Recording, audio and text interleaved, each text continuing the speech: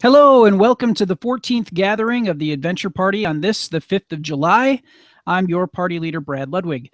We ask that you peace tie your swords, holster your blasters, and make sure your mana is properly accounted for while you're at the meeting table.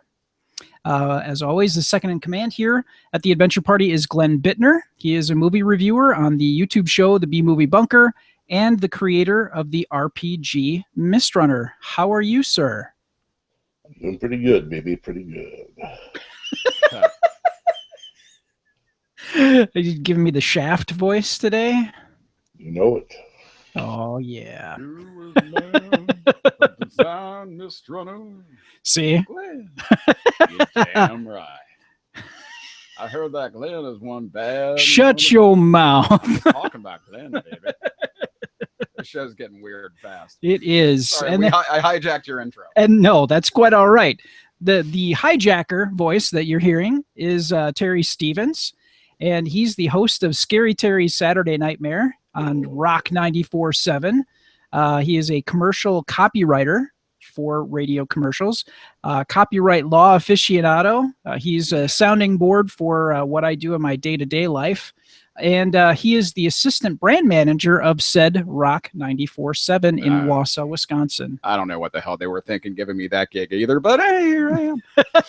They were maybe desperate to fill a seat. Probably. Very true. Nikki can only do so much in a day. Yeah. I have to ask before going, what is Scary Terry's Saturday Nightmare? It is 4 hours of metal. Yeah, I'm a metal guy. It's a metal show. It's a show I've wanted to host since I was like 12. And now I get to play heavy metal music every Saturday night and like interview metal musicians. It's one of those things that I wake up and I go, I can't believe I get paid to do this. This is pretty sweet. You know, it was amazing when you went from a 3-hour show and then you petitioned for 4 and people were like, and the numbers came in for how fucking huge that show is.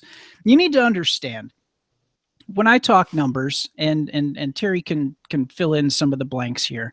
When we talk about numbers, there is a rating system. Just like Nielsen ratings for TV programs, they do the same for radio. And for us, we do it twice a year. And if you were to have a show that has a 30 share, that's really huge. That's ridiculously huge. Oh, yeah, that's baller. And you're getting at least 30. I'm doing pretty good. Yeah. I'm doing good in the right demographics. And I mean, ultimately, man, it's about, putting out something that people want. It's about, it's not me, I don't bring my iPod to work and say, here are all my favorite songs. You make sure that what you're doing is what people want to listen to. And for some damn reason, people like listening to my goofy show. And, I'm very, very blessed and privileged to be able to do this for a living and to be able to show up on cool podcasts like this, man. I'm looking forward to this. In addition to being a metal guy, I'm also like a total like nerd guy. I love all that stuff, if it's got comic book characters or rolling polyhedrons, I'm all about it. And I'm a huge Magic the Gathering junkie. I have been addicted to the cardboard crack for some time. And that's the reason why we brought Terry into the studio, not just for his sparkling personality, which is fairly sparkling. Up a little bit. There we go. Now it's sparkling. And he brings his own sound effects. He's really classing up the joint, I'm telling you. Any sound effects I would do would be like in post. So he's doing it real time. That's what it's all about. I ate a lot of beans yesterday. Some of those sound effects. So like we said, Terry is a huge Magic the Gathering fan, and I've had the good fortune of getting my ass kicked a few times by Terry playing Magic. I'm not on the pro tour or anything like that, mainly because my wife would not let me spend that kind of money on those kind of cards. But I can hang pretty good at the kitchen table. So what we're going to do, and this is based on a conversation that Terry and I had at work. Terry and I work for the same organization, Midwest Communications. Their standards are so low. Yeah, I know. They've let me stay for a lot of years. And Terry, you're in the same boat. You've been there close to a decade now. I have so many naked pictures of the right people. See, that helps. It just keeps it's not around. Not just so much that you do a good job. It's that you have enough blackmail material to keep the money rolling in. And I'm evil enough to use it. So Terry and I had a conversation. I like some of the cards I have are from 3rd edition, so they're older. And Terry was actually surprised the one time we played. He's like, "You're actually playing with that card?" I'm like, "Well, yeah." And over time, Terry and I have continued talking about nerdy stuff. And in fact, Terry is one of the people I've tapped to be a part of a future adventure party project that is probably going to come to pass here in September, and we'll talk more about it later. But he was telling me, hey, you know, they had actual storylines to some of the expansions, to a lot of the expansions. And I thought, okay, now the expansions I ended up picking were only picking up when I was still doing Magic were just 2. And to date myself, if you guys are Magic the Gathering fans, Ice Age and Ice Age and what was the Middle Eastern? That would be Arabian Nights. Yes. So old school.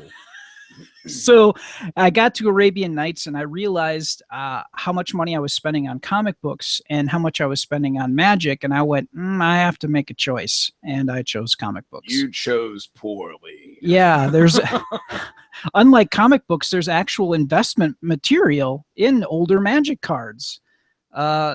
So that's where that's at. And I invited Terry to join us to talk about some of these storylines that were in Magic the Gathering. To me, in my simplistic view, and I didn't really dive deep into Magic, it just seemed like they were picking settings. You know, they were just picking, Ice Age, we should do something about that. Or, dude, you know, I saw Aladdin, Disney's Aladdin. We should do something about that. It never really struck me that there actually was a storyline. Yes, there were characters and they, you know, talked a little bit about the background or, you know, maybe why this particular character can do that particular thing on the card, but I didn't think that there was an actual cohesive storyline behind them. So that's why we wanted to have Terry in here today, is to set us straight on that and educate us a little bit about. Lay the smacketh down on your non-story knowing ass. Yes. Yeah, something like that. Sorry. Preach it, Brother Terry. I had a lot of coffee on my way here. And the allergy meds too. I'm sure. So we want to officially welcome Terry to the Adventure Party. I feel so welcome now. Woohoo! And there was much rejoicing. But we're going to start off, as usual, with a game review from Glenn. What do you have for us this week, Glenn? All right. Give me an S, give me an A, give me an M. U-R-A-I. What's that spell? Samurai. And we got Samurai Spirit. Yes, we do. We got Samurai Spirit. How about you? Yes, well, I do. As a matter of fact, I have it sitting on the table downstairs from me right now. We just played it last night, and we got our butts handed to us. Samurai Spirit is a co-op game where it's 1 to 7 players, and you take on the roles of possibly seven different samurai, which to those of you who are Kira Kurosawa fans might sound a little familiar. Yes. A little bit different in that in this one it's furries, so but you are trying to save this village and the villagers from a group of bandits. This one is made, it's by Anton Bauza, who's actually one of my all-time favorite game designers. If you've ever played Takenoko or Ghost Stories, or you may have heard of Seven Wonders. Yeah, Ghost Stories, actually. Rob Benton, who is a guest, I think, on our second episode. I'm trying to see, we're getting more and more episodes, and now I'm like, I have to reach for it. But he picked up a copy of Ghost Stories and said that it's a spectacular game. It is, and it's hard. Yeah. Bauza makes some very beautiful games, And his co-op games tend to be a bit more on the difficult side. This one is brutally difficult. You can lose the game if all of the farms get burned down. You can lose the game if all the villagers get killed. You can lose the game if any of the players die. Oh. So unlike the movie Seven Samurai, and for those of you who haven't seen it, I'm spoiling it. It's been out for like 60 years. Almost all the samurai in that one die. So this one, you can't die. Different from Seven Samurai the movie is that if you take enough wounds, you unleash your animal side, basically making you more powerful to fight off the 3 waves of bandits, each one harder than the last. And tapping into that furry demographic. Yes. Let's be real about why that mechanic's in the game. Oh, yeah. And hitting that anime fans as well. Sure. Yeah. And it wouldn't be Japanese themed if it wasn't somewhat weird and off-putting. Fair enough. But it's got interesting mechanic to it. Is that you have a draw deck of bandits, which are going to have numbers varying in the start from 1 to 4, and then you're going to add in the second round the number 5s, and then the last round number 6s. So what that is that's how tough these bandits are. Now you get an option when you draw one. You can either fight it, meaning it goes on the right side of your board, and you have basically your key line, which is how much basically damage or how many points of bandits you can fight. If that fills up and goes past the end, you're knocked out of the round. If it fills up and reaches the end exactly, it unleashes your hidden key IE power, and you can do something really cool and special and stay in the fight a little longer. If you don't want to fight it, you can put it to the left side of your board, because this is called defending. And many of the bandits have specific symbols on them. Some will have hats, some will have farmsteads, some will have villagers. And each player needs to defend against at least one of each of those symbols each round, or you suffer bad effects. For every samurai that didn't have a hat, they're going to take a wound. For each samurai that didn't have a farm, you're going to burn a farm in the village. And for each samurai that didn't have a villager, you're going to kill a villager family. Now, you only start with 3 villager families, so that's the really important one. Because going through 3 rounds of this, you can't let 3 of them die. But it also adds this nifty thing where each individual samurai has a special power. For example, one guy's power is he can draw 2 bandit cards and face 2 at one time. Another person can pass bandits off to the people next to him based on the numbers. And you can also share your power with another player. So instead of fighting a bandit, I can say, I'm going to support you, I'm going to give you my special power. You'll do this for a variety of reasons. One reason being is that many bandits that you fight have negative effects at the start of each time it comes back to your turn. That might be burning a barricade down or causing you a wound. And I might have something that lets you ignore cards that are numbered 2, 4, or 6. So I hand you my power because you have some bandit who's a number 2 who's going to cause you a wound, which might kill you. So I'll lend you my power so you don't die, thus us not losing the game. There's a lot of moving parts to this one. I mean, overall it's very simple when you look at it, but there's a lot going on because you have to manage everything so incredibly well to even have a chance of making it to the end. I said we got our butts handed to us last night. That's true in the fact that we let the villagers all die. It's not true in that it's actually the best I ever did because we actually made it to the final round, and we lost on the last 2 cards. Ooh. So I almost call it a victory because I have now played 7 times and lost 6. Or, I mean, all 7. And the 7th time was the closest I've ever come to winning. It's only the second time I've even made it to the 3rd round. Ooh. So it's pretty darn hard. And we've played on the easy and the normal levels. There's a harder level, which I'm like, are you kidding me? How does anyone play this on a harder level? And I'm sure there's someone out there right now going, Oh, well, yeah, we played on the hardest level, and it's much too easy because shut up, you. Come on, noob. I don't want to hear how you're better than me. Well, looking at this, and we talked about the Game of Thrones board game, which, kiss 7 hours of your life goodbye playing that game. That's a ridiculous amount of strategy planning, resource management, if I recall correctly, because you have to build navies and things like that. Mm-hmm. But looking at this, Samurai Spirit playtime is 30 minutes?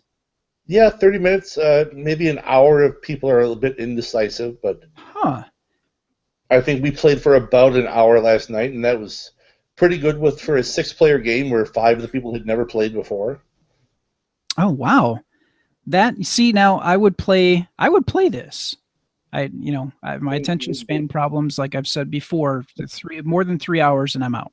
I got dibs on Raccoon Samurai. He looks like his special power has to be either giving someone rabies or digging through the bandit's garbage. That's Raccoon Samurai looks like he doesn't take any ish from anybody. Or maybe he goes last all the time because he's just chronically washing his hands. Yeah, that could be. That could be. Fiendishly washing his hands.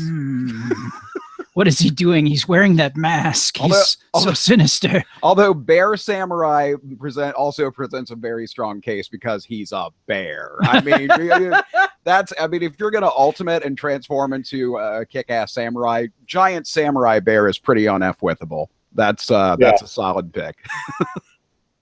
No, absolutely. Okay.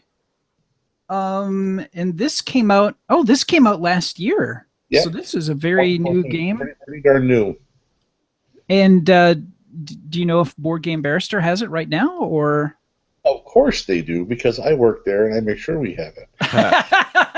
Shameless plug time. Says the guy who plugged his radio gig. I should talk. Oh, excuse me. Something in the air. All right.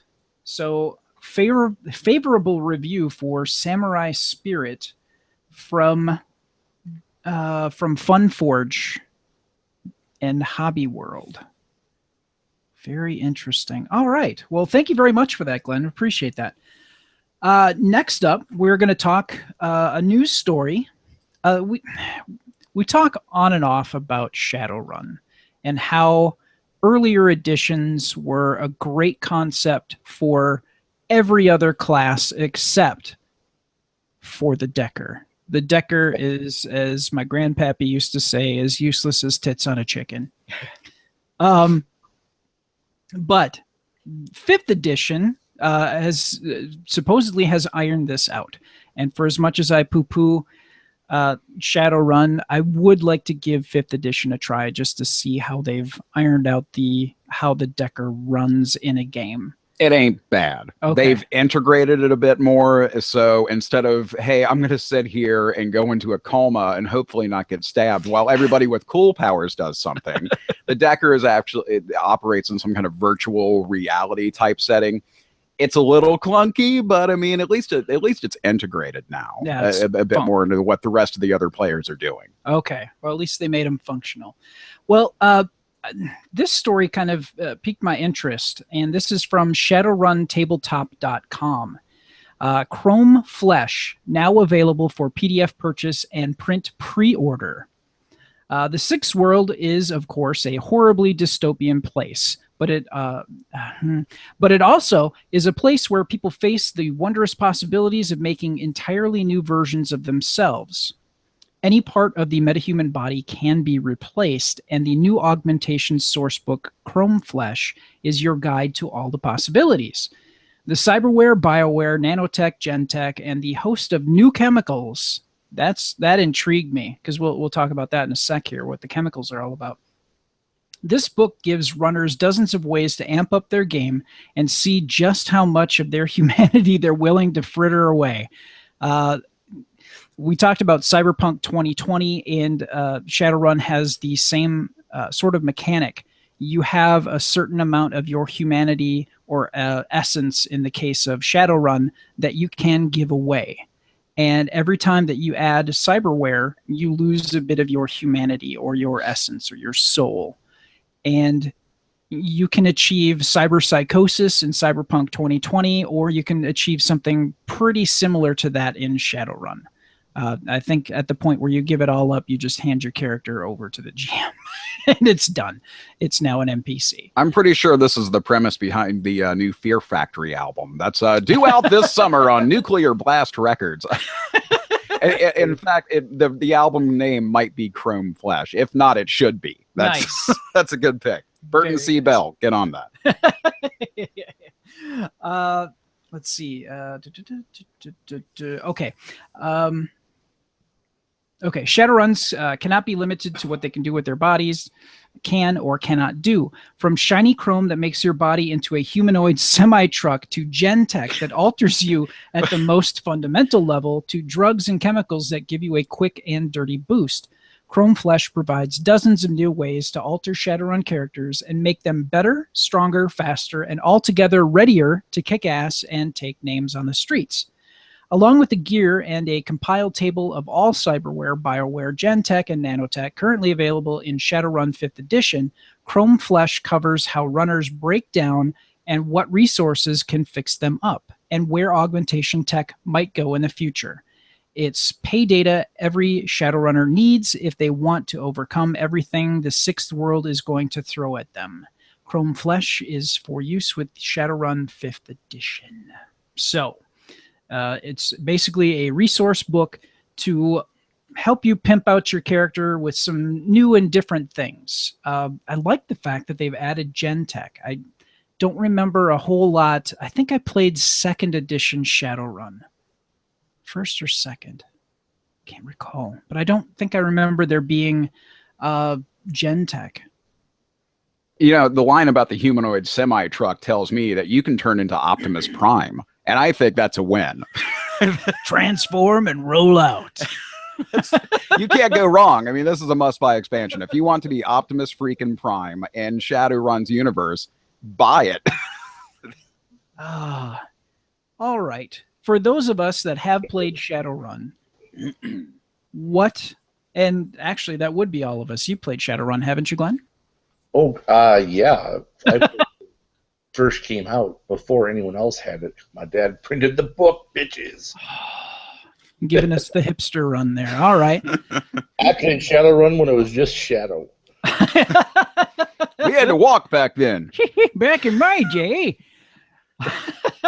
So, based on this write-up here, do you think that this would make for a better game experience for Shadowrun? I'm going to start with you, Glenn. I think these source books always, if it's done well, can make for a better game. It falls under the same thing as the various different treasure source books and whatnot, magical item compendiums you'd get for like D&D and such, is that in the hands of a good game master, this can be a great source to enhance the game. In a bad one, all of a sudden you have, basically 4 Optimus Primes running around that nothing can stop. So, it definitely has the potential for it. The thing is that players get a hold of these, and then they start making their little wish lists. And if you have good players, that's fine. They have the things that they're like good little kids. They'll save up their allowances and they'll buy the things they can afford. And then when something might suck, they'll be like, "Well, that was a waste of all that money." In essence. But you have other players that I've played with where they will want these things and they will just nag the game master relentlessly because well, why can't I get this thing? It's like, because you can't. I said so, and in this world I'm God, and God says no. Yeah, that's always the thing. You as the game master should be able to say yes or no to certain source books or ways to pimp out your character, especially if it's going to make it too unbalanced with the rest of the party. And that power gamers are always the ones that fuck up everything for everybody. They get a new source book and turns it into Shadowrun Michael Bay edition. With plenty of base explosions. Most of the groups I've played with over the years, the simple rule was, if the game master does not own the book, those things don't exist in the world. Okay. It's a good way to get people to buy you books. I applaud this strategy. And that happened on more I than have something for you. So yes. But yeah, these books can be great, and there's always some cool stuff in there that you can always scavenge for other things too, which is why I loved the old Chrome books that they had back in the day. I think they were called the Chrome source book and stuff like that, where they had all the different goodies you could get. And I love those just because some of the things were things I would never ever use for my character, but I'm just like, well, that's pretty cool. Sure. I remember looking at some of the stuff for Cyberpunk 2020 and going, oh, that's brilliant. And the structure of it. And then, of course, I'd show it to my game master, and he's like, let me think about that, which was the smart way to play that. So looking at this through drivethrurpg.com, normally it retails for $50. You can get the watermarked PDF for $25. So that's a pretty good deal. Better than a poke in the eye. Unless you like to have the, an actual, printed version, you'd like to have an actual book in your hand, then you're going to have to wait just a little bit. The PDF comes out first, obviously, because it's, you don't have to print it. So that you can get in your hot little hands ASAP for $25. The print editions, you're just going to have to wait for a little bit. So it's been a while. What's the conversion to new yen from? Let me check my cred stick. Okay. See how much I've got on there. Get my cred stick reader. There we go. On that note, we're going to segue here into the Galactic Gaming news from Ryan Murphy. And Ryan's a regular contributor to Galactic Netcasts, and he covers more of the digital beat of gaming, and he has a brand new update for us. So take it away, Ryan. All right. Thanks for that report, Ryan. Really appreciate it. We're going to jump into our Kickstarter spotlight of the week, and we're going to recap last week's, which was Battaglia, which is one that Glenn brought to the table for us. And with 16 days to go, they've crossed the threshold. They look to get $50,000 to make it happen. They are now at $56,039. So this is definitely a go. There's 16 days to go at the time of this recording on the 5th of July. So you got some time to back the project. $50 and oh, good Lord. I'm sorry, $55. All the $50 versions, the pledge levels are all gone. So $55 gets you in. Now, as I recall, this was pretty much an international thing, sans the U.S., but it was a really cool game. And Glenn, refresh us on Battaglia.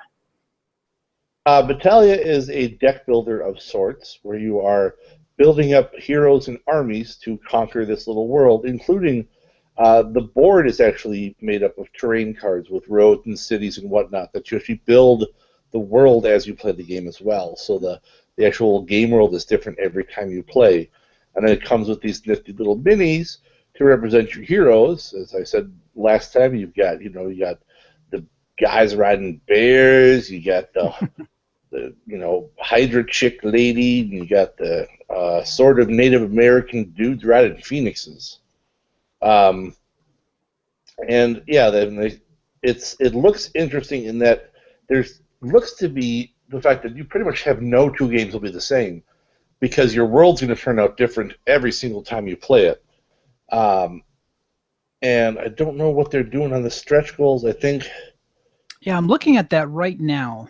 Trying to get through. Okay, so right. Hit one already. Yes. Yeah. They've unlocked two now. They've unlocked the Ruins card, which is an additional Ruins card for the game scenario. And then they've got the Bleeding Horn of Destiny. It's a massive volcano peak, bleeding lava, streams day and night. This is a complete new scenario with an alternative game end condition. It's a very metal-sounding scenario. It's the Bleeding Volcano. Wait a second. I said that they crossed over at 56,000, didn't I? Yeah, Somebody they just got the just Bleeding unlocked Throne the of third. Destiny 2.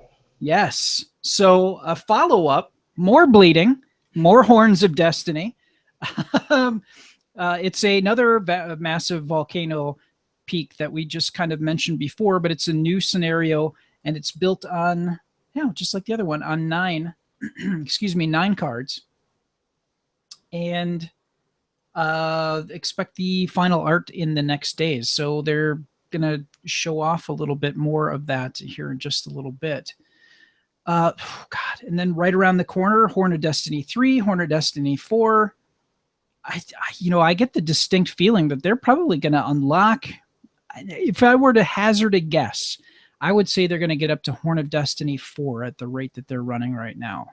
Well, at least, I mean, the fact that each stretch goal is only like $1,000 or $2,000 above the last one. Yeah, it's completely doable, and God, the artwork on these are just gorgeous.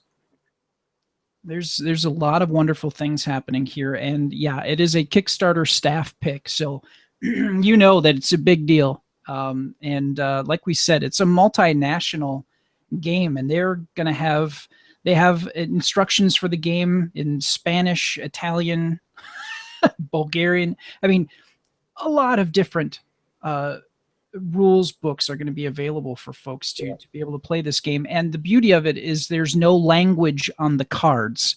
There are numbers and there are symbols.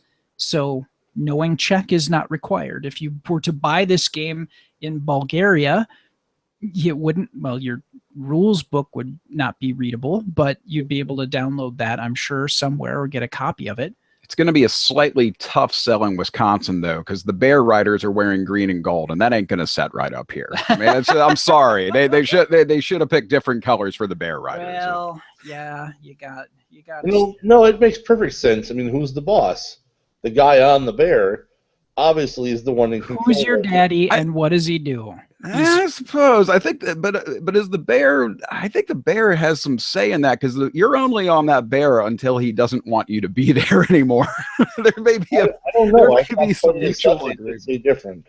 There is a solution to this, though. You can paint them. Yes. Slap the bear. Slap a base coat on there and paint it however you want to paint it. Just we'll call up JF DeBow and he'll walk us through it. And yeah, so like I said, as of this point in time, there's 16 days left to go. They've definitely made their pledge goal level. And if you back this project at $55, you've definitely got this game. It is happening. So check it out. The link will be in the show notes for you to be able to jump in there and take a look at it. Or you can just go to Kickstarter.com and type in Battalia, Battalia. All right, and that brings us to our actual game that we're going to spotlight this week, and that game is called Wasteland Playing Cards. Now, I figured we were going to talk about Magic the Gathering today, and that is a collectible card game. This is really interesting. So, for $16, you get in on this. $16 gets you the Desert Ranger Edition playing card deck. Their goal that they were looking for was $25,000. With 25 days left to go, they're at $60,000. There you go.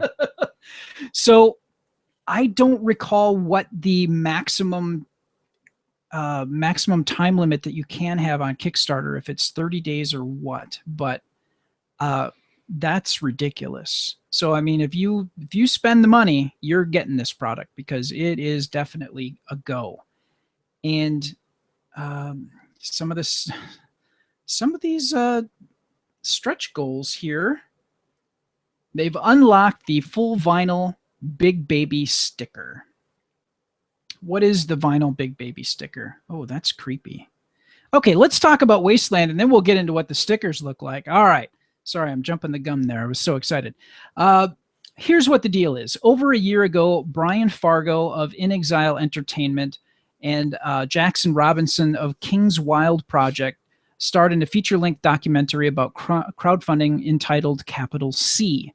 The film followed the journey of 3 unique crowd-funded campaigns, including Brian Fargo's Wasteland 2 project and Jackson Robinson's Federal 52.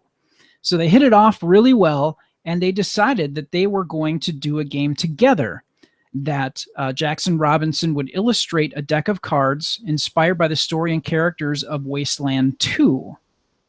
It was an easy fit from the beginning because Jackson's a huge gamer, and he's worked in the gaming industry for a long time, so they put this project together. $12. Okay, here's the different levels that you can get in on. $12 gets you the Radioactive Edition. 16 gets you the Desert Ranger Edition. 24 gets you 2 Radioactive Editions.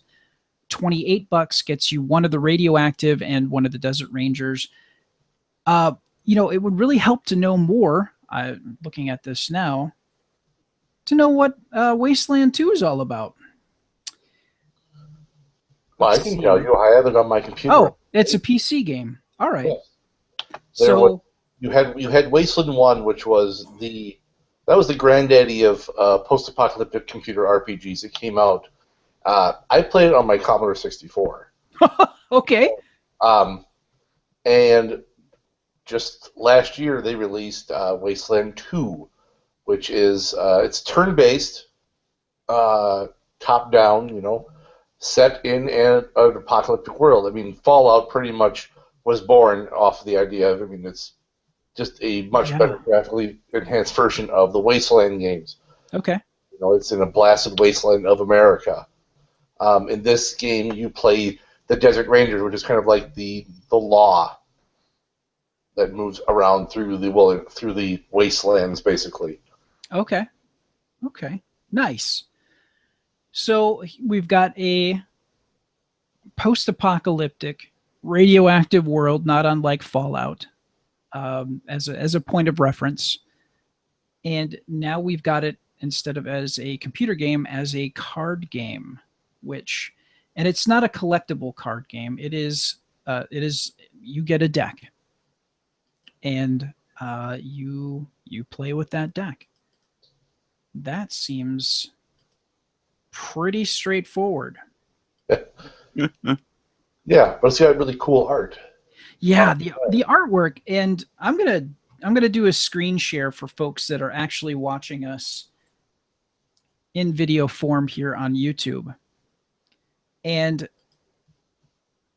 here is like a Joker that is a creepy looking baby doll with a jester cap with bells on the ends of it, and it's holding a 3 of clubs. Okay, I got it. They're actual. They're playing cards. They're actually playing cards. Well, now I feel like a complete and utter jackass. Hey, do you like to play poker with really crazy artwork on cards? This is for you. They should do these at the casino. They absolutely should. I mean, can you imagine like the big fun bus from like the senior citizens' homes driving out to one of the casinos around here? Like, I'm gonna play a few rounds of poker there, and then here comes the Joker, baby. No, I think that's one of the casinos. I won't name them by name because they probably don't want me called out by me on this, but buy these cards, run them at poker night. Oh, yes, God, absolutely. That's okay. Gotcha. See, now I have this weird, I don't want to say addiction, but I do have a number of different card sets that are different artwork. I've got the card set that Pat Rothfuss put out with his world, and then I've got that same company put out other decks of playing cards with different artwork on it. And so I've got a small, it's not really, I mean, I would play with them. I'm not going to collect them and not, just show them to people from time to time. I would actually play with them. This would be fun for just a poker night you're going to have with some friends or playing cribbage, and you just want to freak people out. Oh, you're thinking too small. This makes Go Fish so much more interesting. You got Joker Baby? Nope. Go Fish. Go fish in the wasteland. Old maid, old Joker Baby. I'm telling you.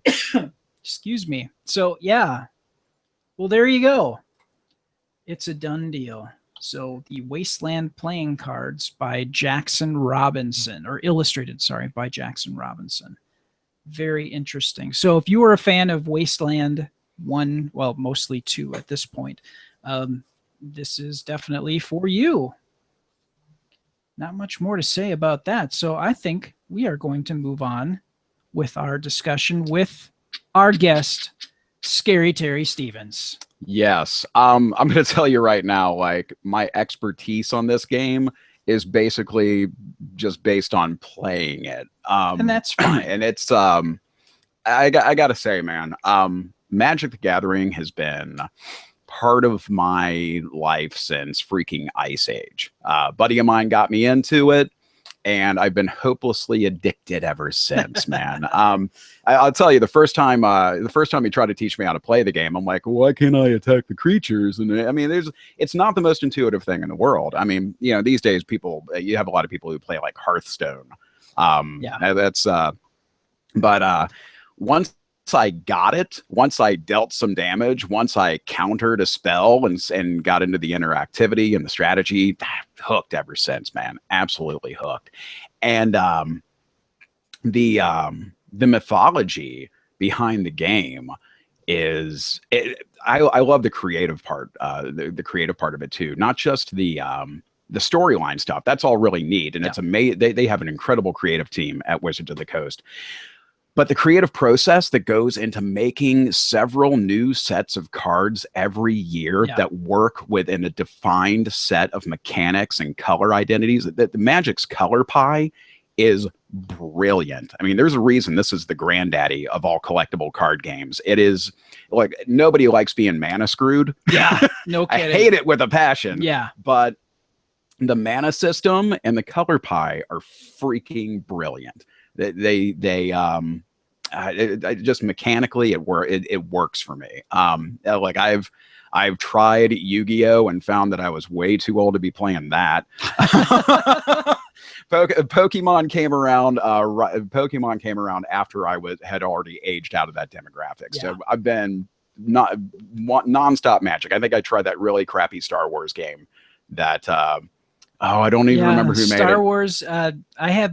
I had the Star Trek Next Generation card. Yeah, you basically like cycle through the deck to cast things, and that was a dumpster fire. I wasn't feeling that. But MTG has just been. I read Mark Rosewater's design articles every single Monday.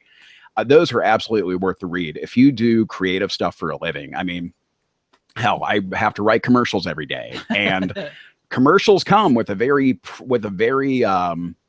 predefined limits. You know, hey, it can only be 60 seconds. It can't be less. It can't be more. It can only be 30 seconds. Can't be less. Can't be more. It has to include those bullet points that the client gave me or whatever. Yep. Magic's the same way. Red doesn't get to cast counter spells. No matter how cool you think it would be, if for Red to throw fireballs and counter everything, Red doesn't do that. You know, Black doesn't. Black does a lot of things, but for a price, you know, but that's part of its identity. If you're going to design a black card that drains life from people, you got to figure out a way to make that mechanically work. Sure. So, and have it be balanced and work with the previous. Well, they don't always get the balance part right. We'll get into that in just a second. More often than not, though, they seem to get it pretty good. Oh God, yeah, absolutely. And the color pie is a big part of that. It's a big part of making that game work.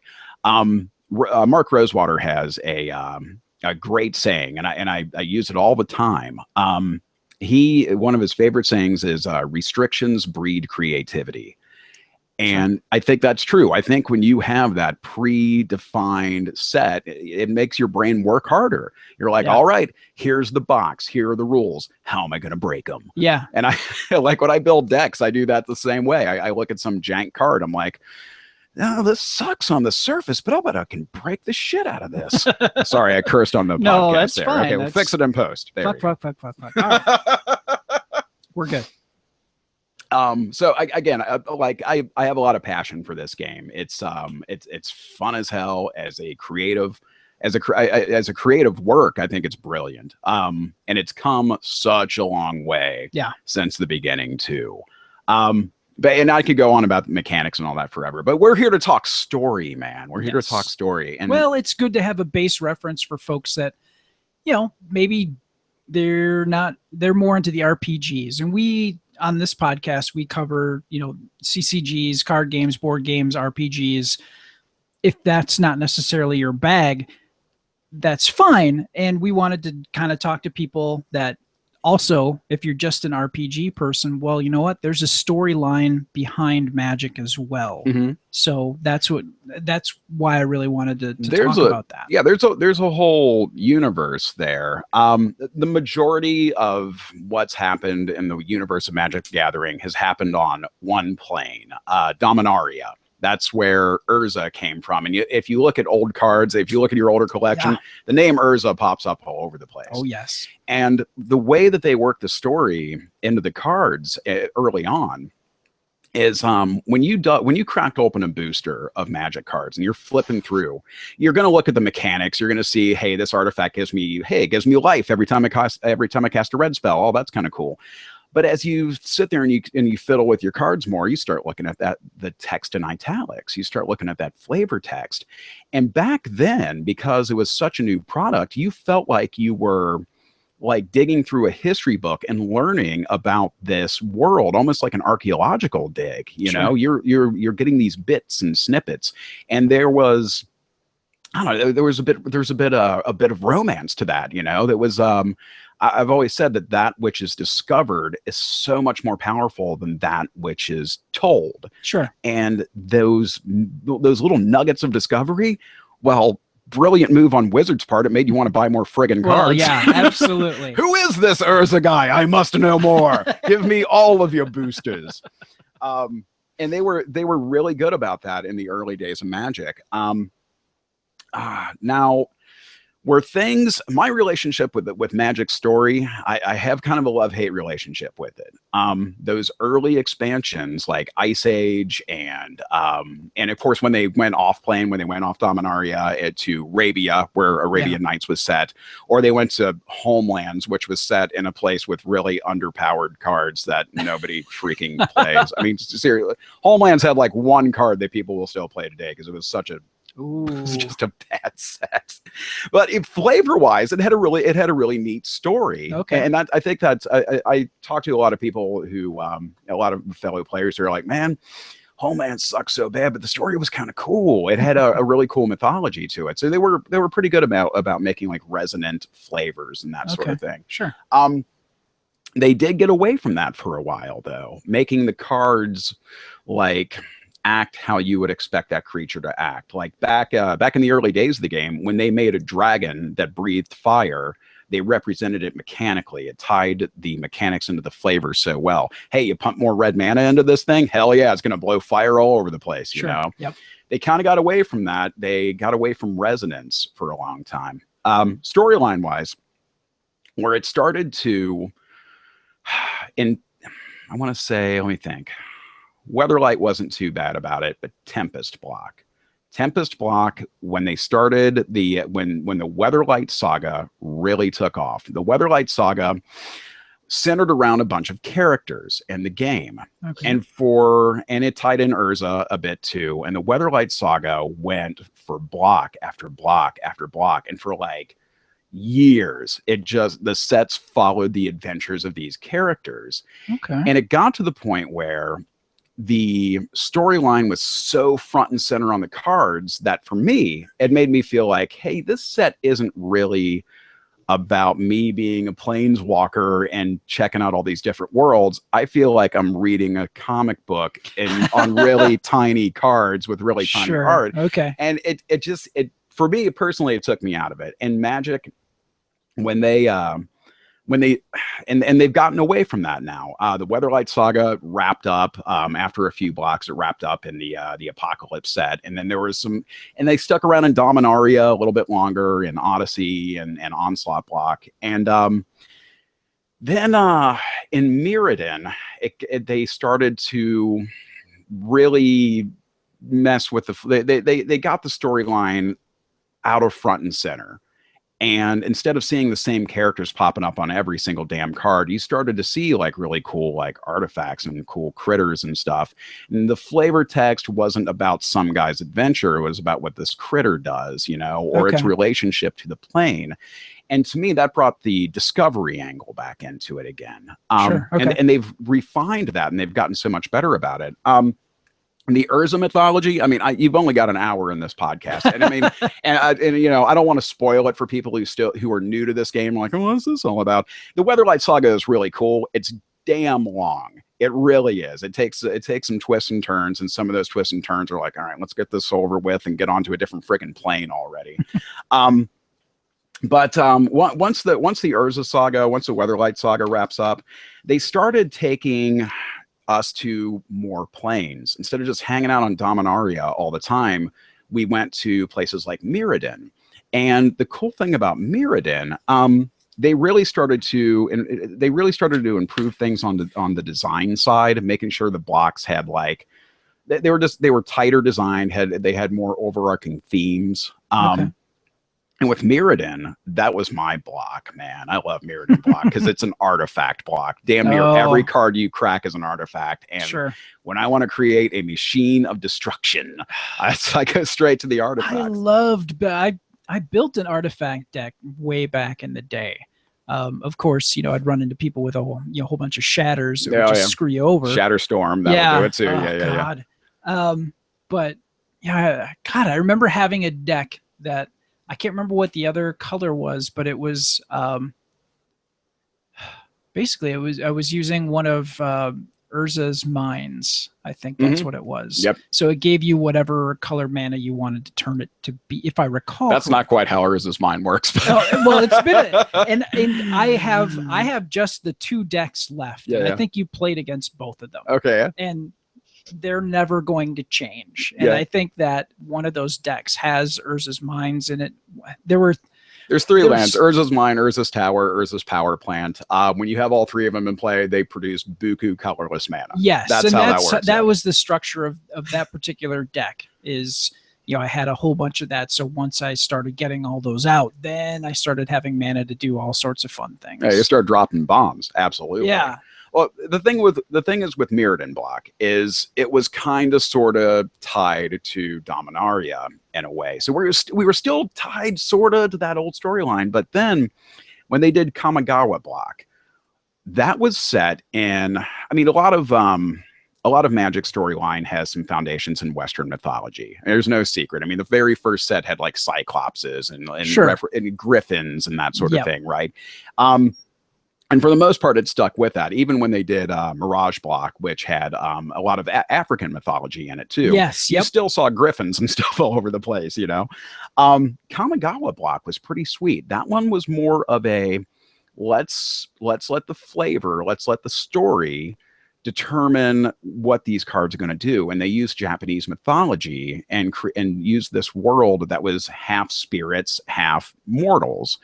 And it was a really cool block flavor wise. The story was pretty cool. For once, a character that was centered on black mana was the protagonist instead of here's his black mana, he must be the bad guy. Yeah, you know? okay.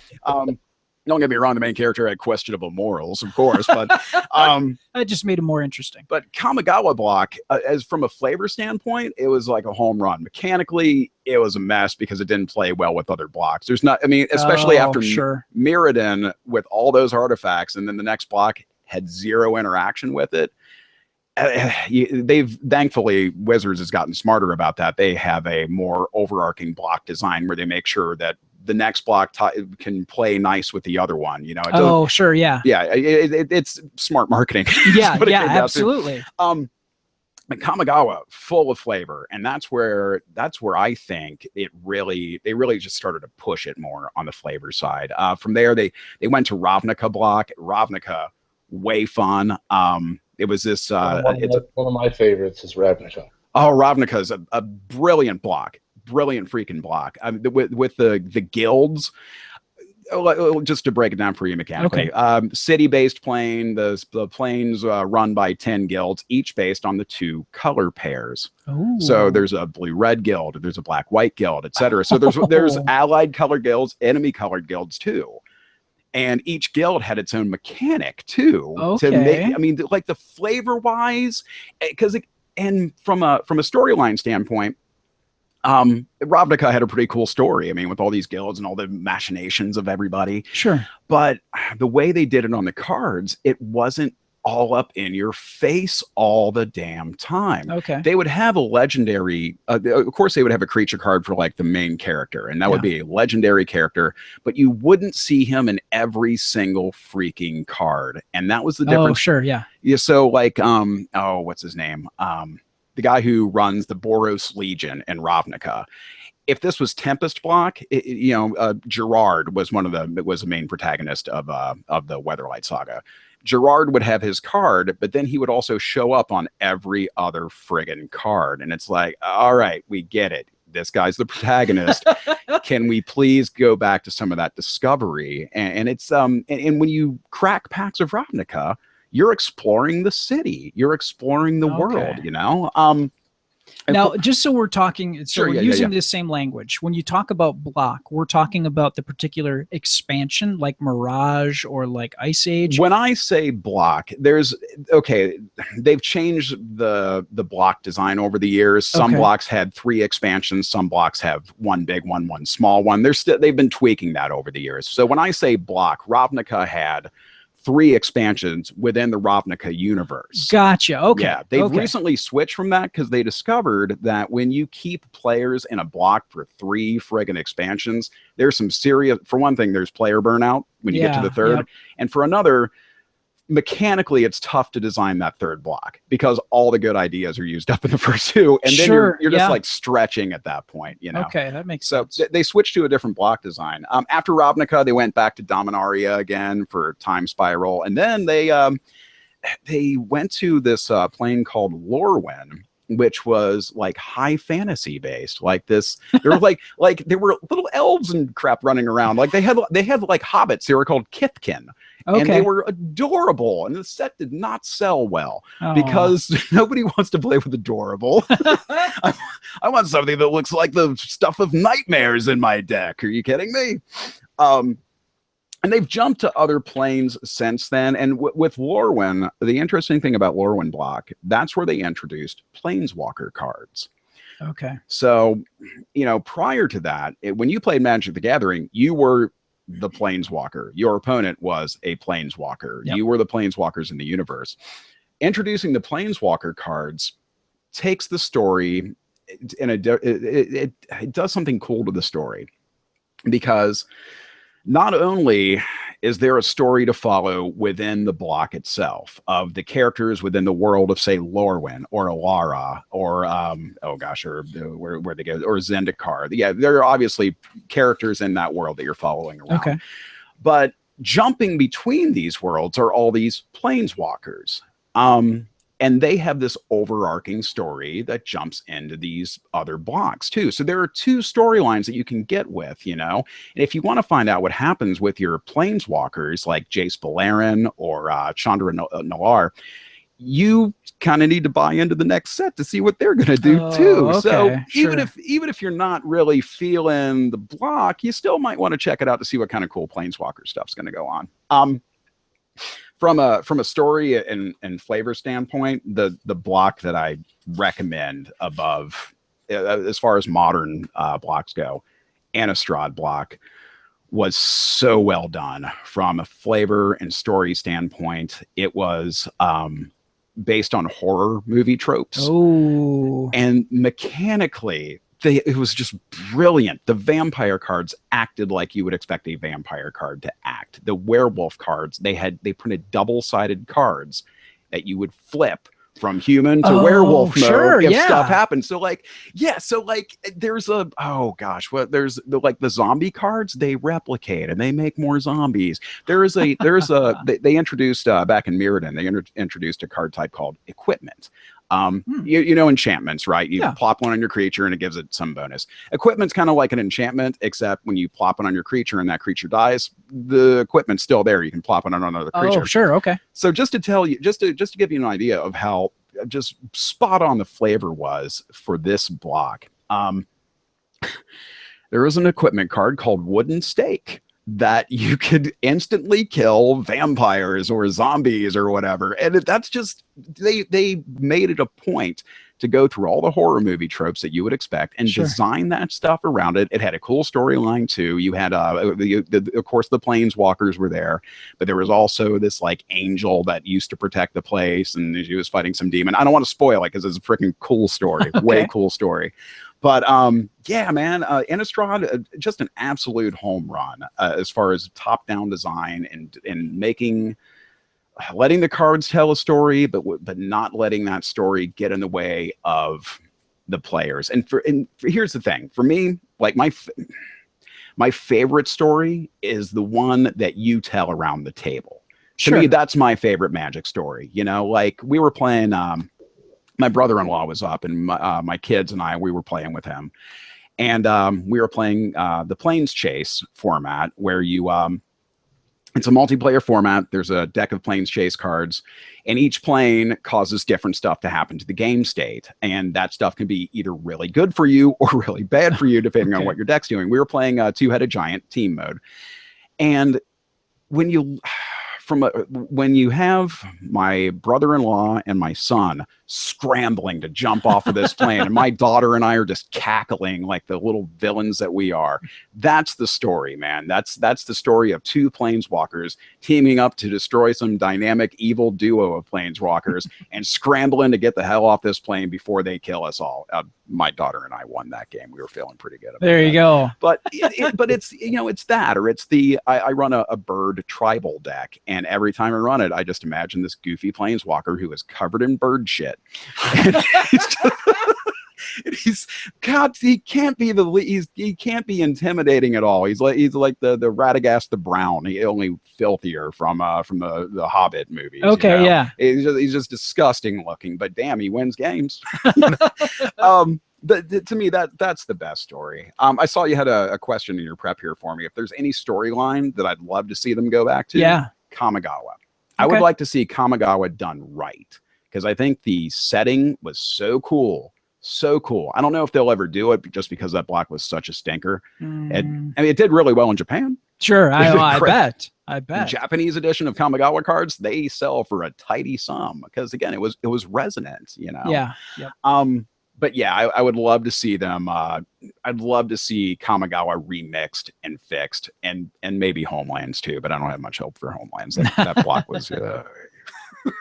I'm pretty sure it died in the storyline. Oh, spoiler! It is the Highlander 2 of Magic the Gathering. Oh, it's so bad. It's so bad. Baron Singer was kind of a cool card. I mean, it's way overcosted for what he does, but yeesh, yeah. The Merchant Scroll's the only good thing to come out of that block. Or I'm sorry, that expansion. The new set, though, I shouldn't say new. I believe it's next week is the pre-release for Magic the Gathering Origins. Ooh. And if you're looking to get into the game again, this is going to be the last what they call core set. Now, the core set, they go over past expansions and they cobble together a set, and they design new cards for it too. It used to be when you buy a core set, it was just a bunch of reprints. They finally started making new cards for them to make this set better to draft. Oh, nice. Okay. The neat thing about Origins, from a storyline standpoint, they're going back to the beginning of 5 of the main planeswalkers in the game. There are 5. There's one for each color that they're following for this particular core set, and you're going back to the moment. The way the planeswalkers work today, they didn't always work like this, is that you're a normal human being. Maybe you have some magical ability, maybe you don't. But something happens to trigger your spark. And once your planeswalker spark ignites, it's usually caused by something traumatic or whatever. Sure, okay. And you jump to a new plane. and then you're like, what the just happened? And you sort it out. And the Origins cards, they tell the story of how these 5 characters went from being just regular schmucks to planeswalkers.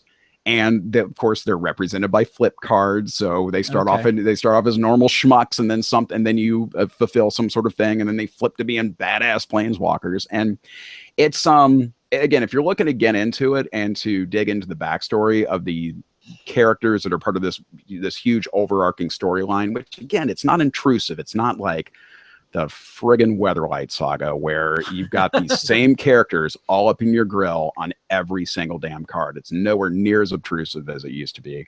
But Origins is absolutely the time to jump in. It's fun. And because I am committed to making sure that everyone I know is addicted to cardboard crack, I have purchased for you, sir, a Magic the Gathering Deck Builder's Toolkit.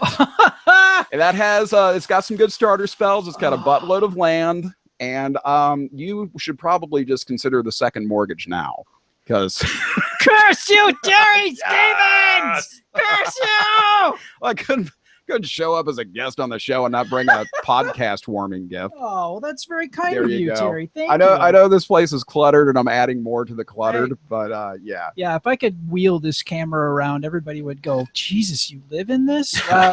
Right now, what you can't see is that Anessa, who is on the Alien Invasion and the Sci-Fi Geeks Club podcast with me, as well as some other folks, we've been tweaking out the Nerdatorium studio and adding some more shelving because she and I have a lot of knickknacks. If you're watching the video version of this now, you can see we got into Funko Pop. So we've got like all the X-Files, the 4 X-Files Funko Pop right in front of us, and the Vision from the Avengers film.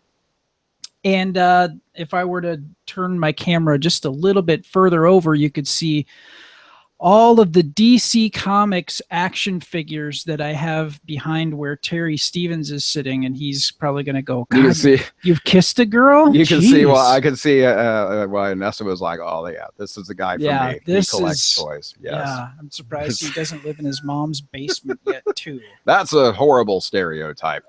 I'll have you know I own my own damn basement, and I live in it when my wife and kids are sick of me. That's always my running joke. So yeah, we've kind of torn things apart, and of course, when you decide to reorganize stuff, you got to gather all your crap into one area and sort back through it and find a new home for it. And we have a lot of homes for stuff, and now we just finished building these shelves, and my son. We worked on his room too, so this house is a freaking disaster area. But I've seen worse. I got 2 kids. I've seen way worse. It's getting far better. So this is a cool feature on your show. So people get to tell you about their favorite like RPG character. Yes. Get out of here. This is awesome. So that's the running sort of thing that we have. Haven't really had a whole lot. We've had one person send us in there. And thank you to Daryl Johnston of the UK for being such a trooper and a loyal listener to all of the Galactic Netcast shows.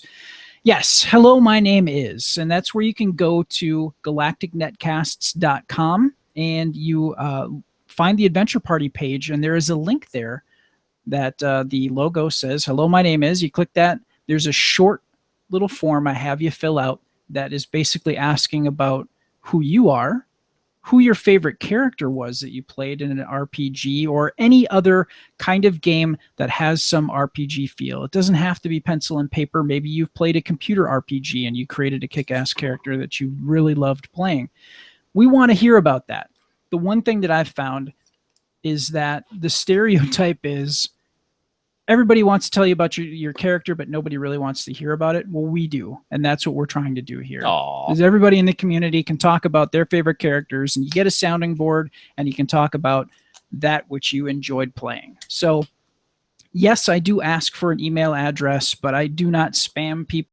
I have no desire to set up an account to do that. The only purpose for asking for your email address is I will be sending you a certificate that through the email that you can print out and tack up on your wall or put in a frame if you so desire, that says that you were on the show, we featured your character, and to thank you for taking the time to do that. I'd bring it to the club. ladies. Oh yeah, I've been on the adventure.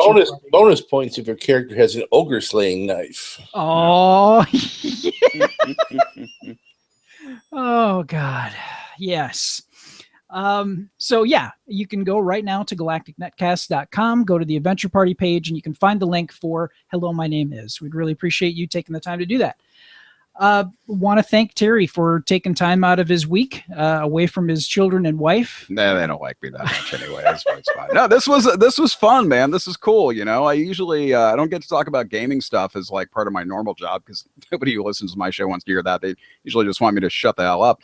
But no, this was fun, man. This is absolutely fun. This was cool. No, I appreciate you coming to do the show. And I do stop up to Terry's office from time to time. And when we've both had our brains have been completely sucked of the will to live and the will to work for like 5 to 10 minutes, and we'll just shoot the breeze for a little bit. And it's usually ends up talking about gaming or something nerd related. So that's why Terry's a kindred spirit, and I really wanted to get him on the show to do that. So I appreciate you doing that. Thanks, man. If I didn't suck too bad, have me back sometime. This was a good time. Absolutely, I'll have you back. Where can people find out more about Scary Terry's show or anything else? All right, here's the deal. Scary Terry's Saturday Nightmare is on every Saturday night from 8 until midnight Central Standard Time. We are on Rock 94.7. 1029 in Central Wisconsin. Can you tell I've done this before? We broadcast on the internet at rock947.com. There's a link where you can stream it. We also have an app, the Rock 94.7 app. It's available in the Google Play Store and on the Apple Store, which is it called the Apple Store? I'm an Android peasant. I am too. Yeah, it's the iPhone App Store. Apple App Store. So you can listen to the show that way. I am on Facebook because I'm not very productive. I know I sound like I get a lot of stuff done at work, but I'm mostly playing around on Facebook. You can find me on Facebook. I'm one of 7,000 Terry Stevens who are on there probably. But the Scary Terry Saturday Nightmare, it has a Facebook page, and you can absolutely get a hold of me there and talk metal and stuff. And gosh, what else? I'm such an attention whore. There's got to be some other way to get a hold of me. I'm on Twitter at TerryRock947. Let me think here. I think that just about does it. I can't give you my personal number. That would not end well. But yeah, man, I'm also on I'm on in the afternoons on Rock 94.7, and I'm also on I know this is going to sound crazy. I'm on a country station too, 101.9 WDEZ. I got 2 kids and a house payment. I'll be on whatever station pays me. Damn baby. Right. You want me to do polka? I'll do polka. You're not too proud, and that's what I like that's about cool. You. No, it's cool. I'm young and I need the money. I'm not young, but I still need the money. But yeah, man, huge metalhead. If you love metal, if you love gaming, let's hang out sometime. One of the bands that's coming to town for a show this coming Tuesday, they have challenged me to a duel. Really? So yeah, I'm trying to figure out what deck I'm going to bring to the party. It's either going to be, I don't know, it might be Anarchist Cookbook. Yes, I named my decks. Nice. I am that nerdy. I might bring the Anarchist Cookbook. I might bring, I don't know, that one's too mean. It's not too mean. The Anarchist Cookbook is what I'm leaning towards right now. That's my pet deck. Ooh. Oh, yeah. Yeah, good times. Nice. Good times. All right. You'll have to play me to find out what it does. Luckily, you have a deck builder's toolkit now. Yeah. Well, Glenn actually has a convention, GlenCon. What? In Milwaukee. It's in Glendale, which is a suburb. Are you like an emperor down there, dude?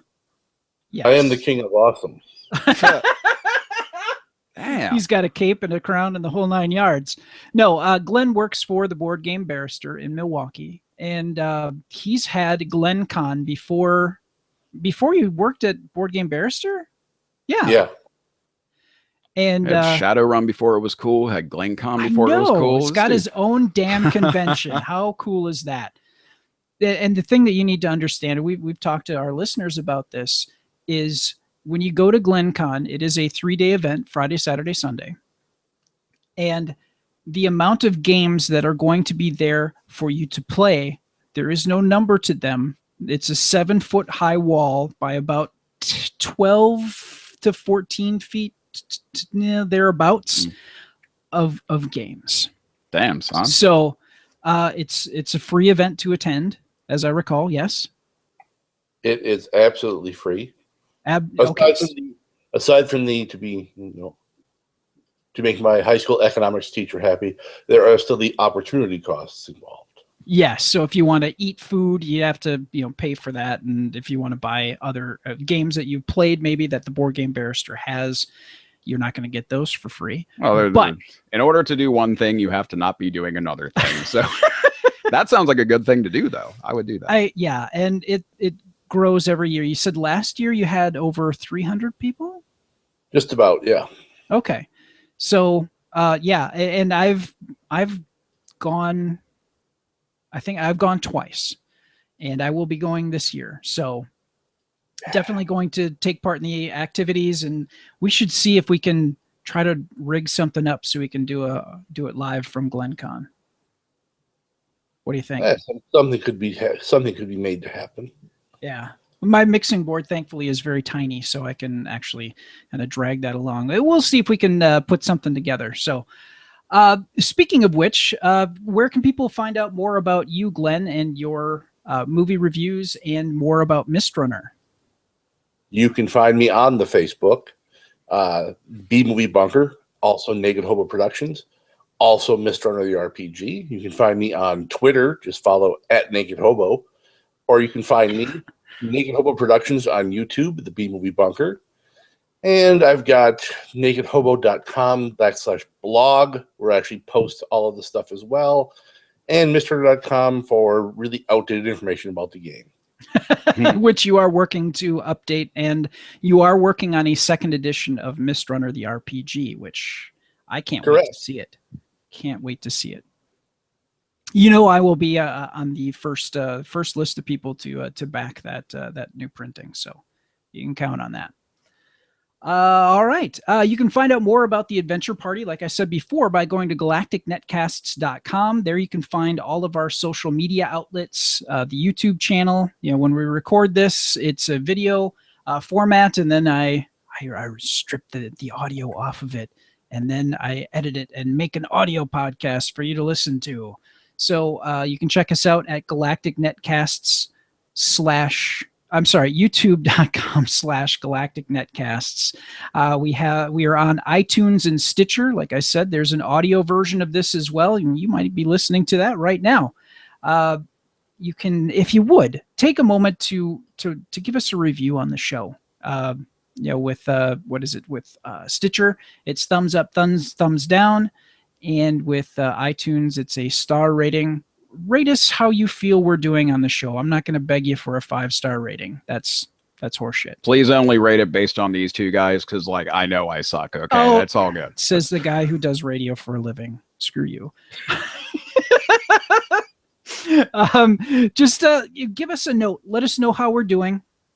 Let us know what you think. If you like certain bits of the show, we had a discussion before where we weren't sure if we were going to keep doing the news. We didn't really get any feedback, so we decided to split it up and do a review and a news story, and just get you a little bit of each of those things.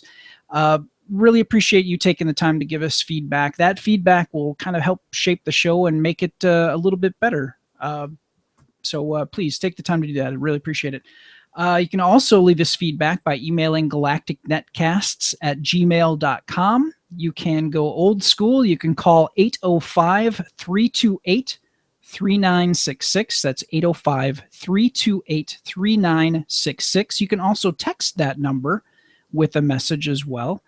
And the other way that you can get a hold of us is if you go to galacticnetcasts.com, on the right-hand side of the screen, you'll notice a link so that if you have a microphone attached to your computer, you can just leave us an audio message that way. And that's immediately emailed to us, and we'll get that, and we can talk about it and discuss what you got to say. So really want to thank everybody for coming in and joining us for this particular episode. Oh my God, I've completely blown this whole exit. Fix it in post. Fix it in post. If I could rename this show, it would be Fix It in Post. I'm going to start over with that. Thank you so much for joining the Adventure Party. May your characters never die and your adventures always be epic. Oh my God, epileptic. Epileptic. Absolutely. A lot of strobes in this session. I'm going to name one of my magic decks Fix It in Post. I'm going to do that. I'm going to figure out how to do that. I have Cloud Post. Boom. There it is. I'm going to do that closed one more time. So when I do the actual audio version, it'll actually sound like I did it right. Thank you so much for joining the adventure party. May your characters never die and your adventures always be epic. Thank you and good night.